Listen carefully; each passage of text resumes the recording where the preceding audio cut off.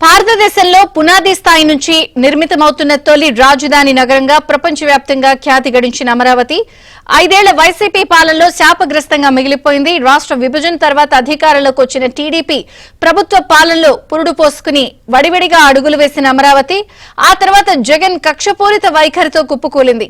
కానీ ఇటీవలి ఎన్నికల్లో టీడీపీ గెలవడంతో మళ్లీ అమరావతి దశ తిరిగింది. రాష్ట్రానికి ఏకైక రాజధానిగా అమరావతిని ఖరారు చేస్తూ విధాన నిర్ణయం తీసుకున్న సీఎం చంద్రబాబు తన ప్రాధాన్యాల్లో అమరావతి పునర్నిర్మాణానికి పెద్దపీట వేశారు.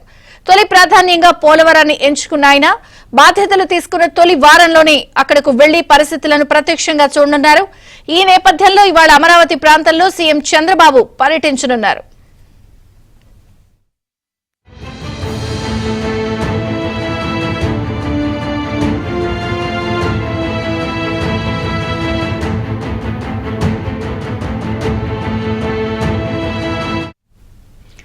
ఇవాళ ఉదయం 11 గంటలకు ఆయన అమరావతిలోని నివాసం నుంచి బయలుదేరి వెళ్లి రాజధాని నిర్మాణాలను పరిశీలిస్తారు.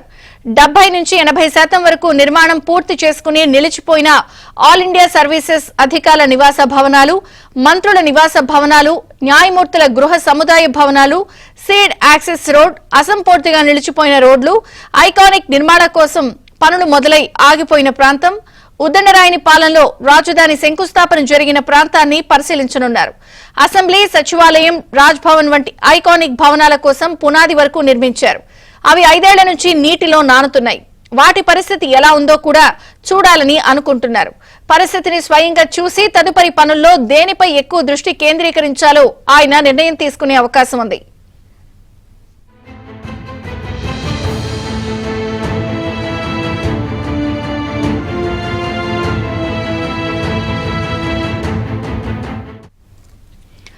రాష్ట్ర రాజధానిగా అమరావతిని దేశంలోనే వినూత్న నగరంగా నిర్మించాలని నాటి టీడీపీ ప్రభుత్వం నిర్ణయించింది. రాజధాని నిర్మాణానికి సింగపూర్ ప్రభుత్వం మాస్టర్ ప్లాన్ తయారు చేసి ఇచ్చింది.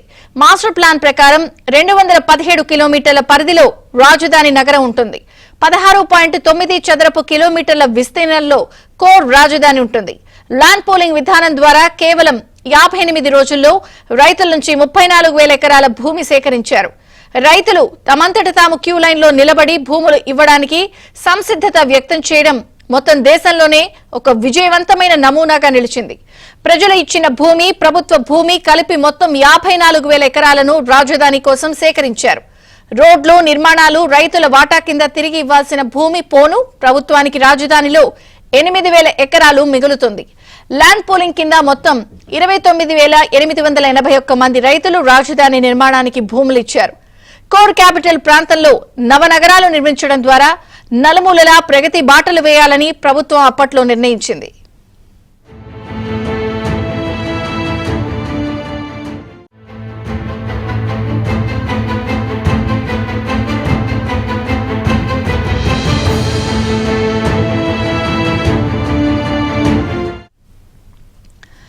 టీడీపీ ప్రభుత్వం దిగిపోయే నాటికి రాజధాని నిర్మాణాలపై 9,165 కోట్ల రూపాయలు ఖర్చు చేసింది.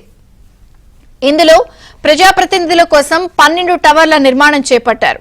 ఇందులో 288 ప్లాట్లున్నాయి.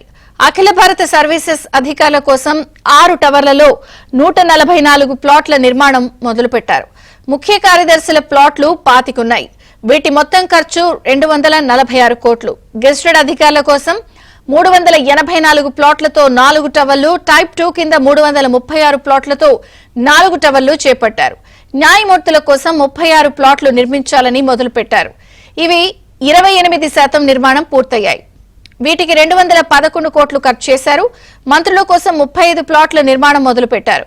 రాజధాని అభివృద్ధి చెందితే ప్రభుత్వం వద్దున్న మిగులు భూముల విక్రయంతో రాజధాని నిర్మాణం పూర్తవుతుంది.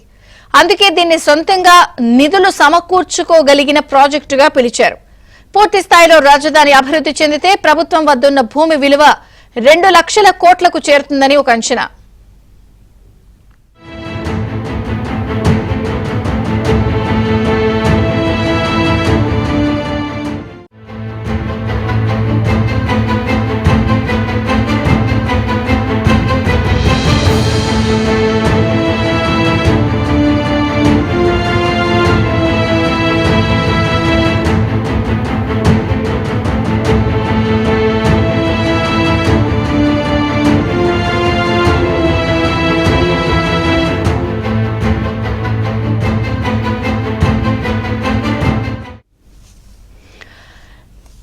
నేడు ఏపీ సీఎం చంద్రబాబు అమరావతిలో పర్యటించబోతున్నారు.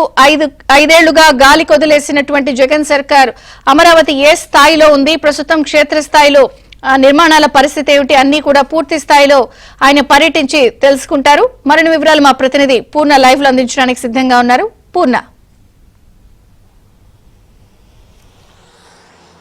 విజయచంద్రిక, ముఖ్యమంత్రి చంద్రబాబు నాయుడు మరికొద్దిసేపట్లో తన నివాసం నుంచి కూడా ఏదైతే అమరావతి ప్రాంతానికి పర్యటించబోతున్నారో, మొత్తానికి ఏదైతే అమరావతిలో గత 5 ఏళ్లుగా నిర్లక్ష్యానికి గురైన మొత్తం ప్రాంతాలన్నిటి కూడా ఆయన సందర్శించి మొత్తం కూడా అక్కడ క్షేత్రస్థాయిలో వాటి వివరాలు కూడా తెలుసుకోబోతున్నారు. ముందుగా ఆయన నివాసం పక్కనే ఉన్న ప్రజావేదిక దగ్గర నుంచి ఆయన పర్యటన ప్రారంభమవుతుంది. ఫస్ట్ ప్రజావేదిక చూసుకుని ఆ తర్వాత సీడ్ యాక్సెస్ రోడ్డు తర్వాత ఏదైతే ఉద్దండరాయపాలెంలో ప్రధానమంత్రి శంకుస్థాపన చేసిన ప్రాంతాన్ని కూడా సందర్శిస్తారు. ఆ తర్వాత ఏదైతే జడ్జిల నివాస గృహాలు, అలాగే ఎమ్మెల్యేల నివాస గృహాలు, ఆఫీసర్స్ నివాస గృహాలు, ఈ సముదాయాలని అన్నింటినీ కూడా పూర్తిగా పరిశీలిస్తారు. ఎందుకంటే దాదాపు 70 నుంచి 80% ఇవన్నీ కూడా నిర్మాణాలు పూర్తి చేసుకున్నాయి. ఏదైతే వైసీపీ ప్రభుత్వం అధికారంలోకి వచ్చిన తర్వాత వీటన్నింటినీ కూడా పూర్తిగా నిర్లక్ష్యం చేసిన పరిస్థితి కనపడుతుంది. వీటన్నింటినీ కూడా క్షేత్రస్థాయిలో వాటన్నింటినీ పరిశీలించి తదుపరి యాక్షన్ ప్లాన్ ఏంటి అనేది కూడా మొత్తం కూడా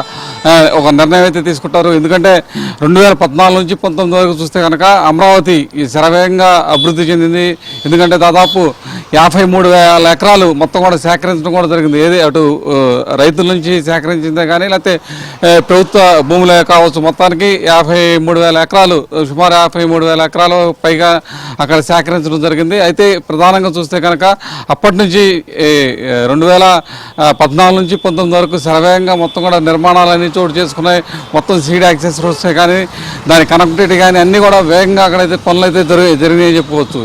తర్వాత అధికారంలోకి వచ్చిన 2019 అధికారంలోకి వచ్చిన వైఎస్ఆర్ పార్టీ మొత్తం పూర్తిగా అమరావతి రాజధాని నిర్మాణాన్ని పూర్తిగా నిర్లక్ష్యానికి అయితే గురి చేసిందని చెప్పుకోవచ్చు. ఏదైతే 3 రాజధానుల పేరుతో రాజధాని ప్రాంతవాసుల్ని 3 ముక్కలాట ఆడుకుందని కూడా చెప్పుకోవచ్చు. అప్పటి నుంచి దాదాపు 4.5 సంవత్సరాల నుంచి అమరావతి ప్రాంత రైతులు కూడా అమరావతికి ఏకైక రాజధాని కావాలంటూ ఉద్యమాలు చేసిన పరిస్థితి నెలకొంది. ఎందుకంటే సుదీర్ఘమైన ఉద్యమం కూడా అమరావతి రైతులు చేశారు.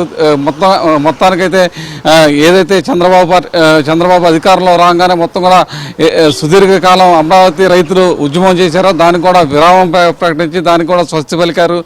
ఎందుకంటే చంద్రబాబు అమరావతి రాజధాని ఈ నిర్మాణం ఇక్కడే జరుగుతుంది అని తెలపడంతో మొత్తం కూడా దాదాపు 4.5 సంవత్సరాల నుంచి ఉద్యమం చేస్తున్న అమరావతి ఉద్యమకారులు మొత్తం కూడా ఉద్యమాన్ని కూడా విరమించిన పరిస్థితి నెలకొందని చెప్పుకోవచ్చు. మొత్తం కూడా అమరావతి కనుక చూస్తే గత 5 ఏళ్లలో మొత్తం కూడా ఆ ప్రాంతం మొత్తం కూడా చిట్టడవిలాగా మొత్తం కూడా తయారైందని చెప్పుకోవచ్చు. మొత్తం కూడా పెద్ద పెద్ద చెట్లు, ముళ్ళ కంచెలతో మొత్తం కూడా నిండిపోయింది.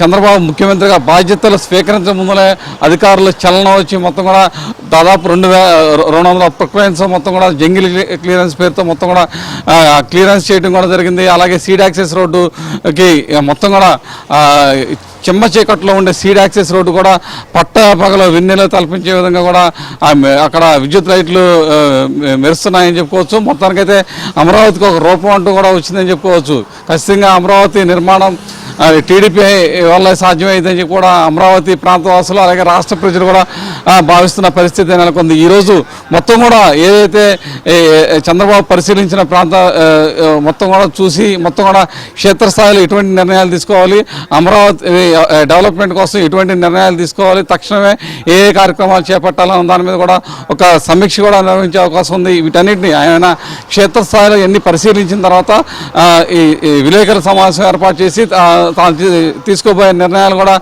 ప్రకటించబోతున్నారు. ప్రధానంగా చూస్తే కనుక అటు 70 నుంచి 80% నిర్మాణాలు పూర్తి చేసుకునే భవనాలని వెంటనే పూర్తి చేసే విధంగా చర్యలు తీసుకుంటున్నారు. ఎందుకంటే వాటిలో 20% పూర్తి చేస్తే మొత్తం కూడా అవన్నీ కూడా వినియోగంలోకి వస్తాయి. మొత్తం కూడా ఈ ఆఫీసర్స్ కానీ లేకపోతే జడ్జెస్ కానీ వీళ్ళందరినీ కూడా ఇక్కడ నుంచే మొత్తం కూడా కార్యకలాపాలు చేసే విధంగా కూడా ఒక కార్యాచరణ అయితే రూపొందించే అవకాశం కూడా కనపడుతుంది. ఏదైతే అమరావతి నిర్మాణం మొత్తం కూడా 2.5 సంవత్సరాల్లో పూర్తి చేస్తామని చెప్పి మొన్న ఏదైతే మున్సిపల్ శాఖ మంత్రి నారాయణ మొత్తం కూడా అమరావతి ప్రాంతంలో క్షేత్రస్థాయిలో పర్యటించి ఆ యొక్క వివరాలు కూడా తెలపడం కూడా జరిగింది. అయితే ఈరోజు చంద్రబాబు పర్యటన అత్యంత ప్రాధాన్యత సంతరించుకుంది. ఎందుకంటే మొత్తం కూడా క్షేత్రస్థాయిలో ఆయన మొత్తం కూడా పాయింట్ టు పాయింట్ మొత్తం కూడా పరిశీలించి దాని మీద ఒక యాక్షన్ ప్లాన్ కూడా వెంటనే తీసుకునే అవకాశం కూడా కనపడుతుంది.